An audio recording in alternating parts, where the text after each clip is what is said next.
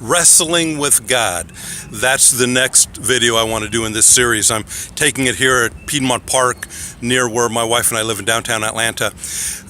But I wanted to talk a little bit about this thing called wrestling with God. We know that it's real. We know that we do that.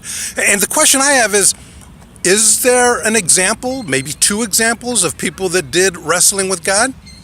Actually, there is. There's an example of somebody who did it well and somebody who didn't do it well. I'll give you the names of the two, and then you can guess which one did it well and which one did not. I want to talk about Jacob, and I want to talk about Jesus.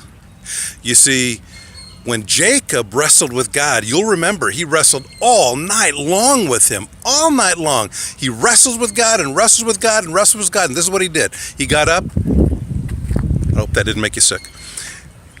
And he did a 360-degree turn, and he got up and he went and did what he had planned to do 2 days earlier. He wrestled with God and nothing changed. On the other hand, Jesus wrestles with God, and you'll remember, he comes out of the first hour of prayer and goes to his men and he says, "Oh man, can't you guys stay awake with me for an hour?" And he goes back and he prays again, and what happens? He comes back again, and they're still asleep.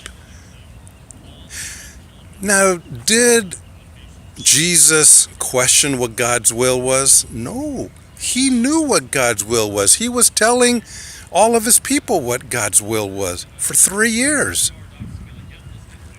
The difference was his submission to God. You see, at the end of the third hour, he gets up, he comes to the men, and his attitude is very different. He says, "All right, come on, let's go. My betrayer is at hand." You see, the idea behind wrestling with God is us submitting to him. It doesn't matter if you wrestle with God and wrestle with God and wrestle with God and choose to not submit to him. The issue is, do you wrestle with God and wrestle with God and end up submitting to him? That's what Jesus did. That's the way you and I have got to do it. Have a great day.